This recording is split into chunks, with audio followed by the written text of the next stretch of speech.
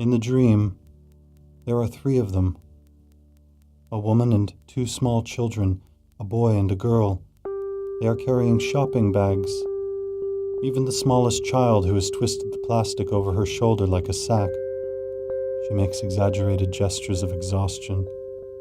When the woman looks back at her over her shoulder and asks if she needs help, the little girl says she can manage. I can't actually hear what they say, I just know.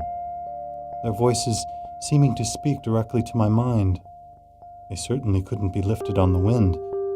There is no wind.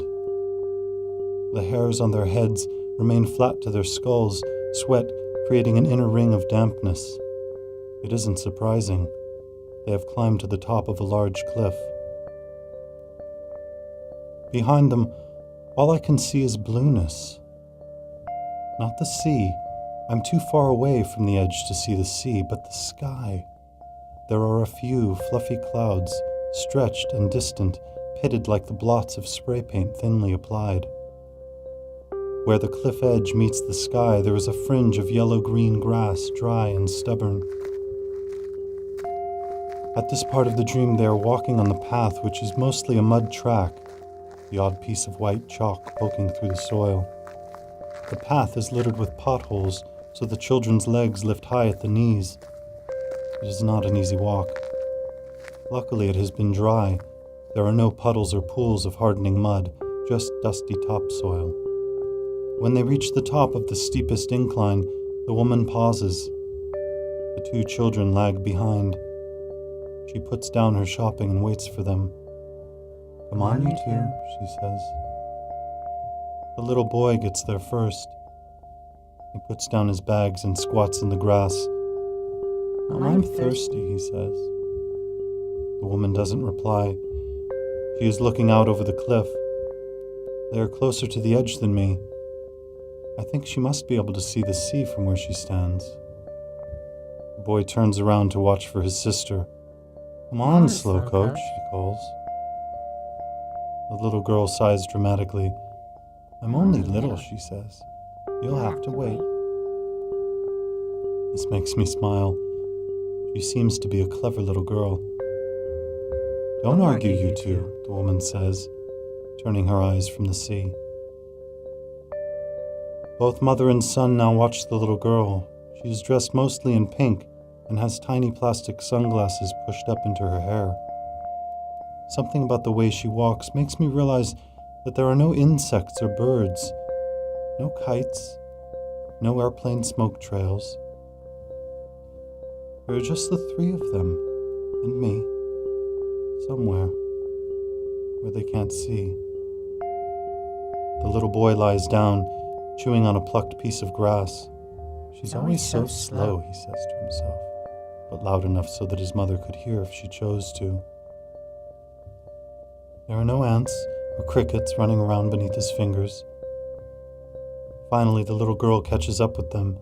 She drops the bag to the ground, shoulders rounded, and then falls backwards neatly onto the grass beside the path. They are silent for a while. The woman staring back out to sea, the little boy looking up at the sky, the little girl watching her mother. After a few minutes, the woman turns and sits beside the little girl. She opens one of the bags and pulls out 2 cartons of juice.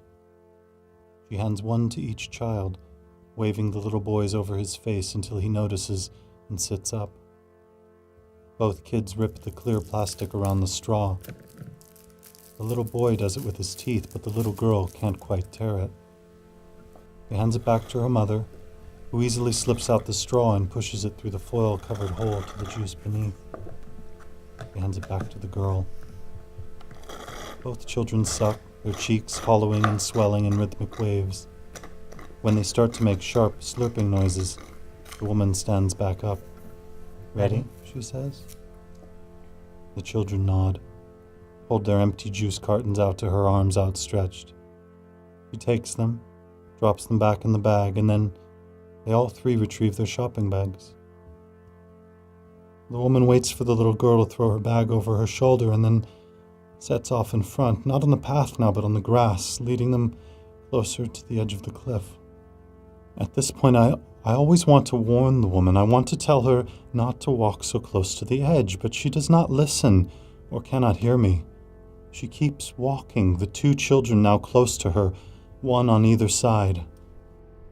When she gets to the fringe of the grass, she does not stop, and neither do the children. They just walk straight out over the cliff and into the blue.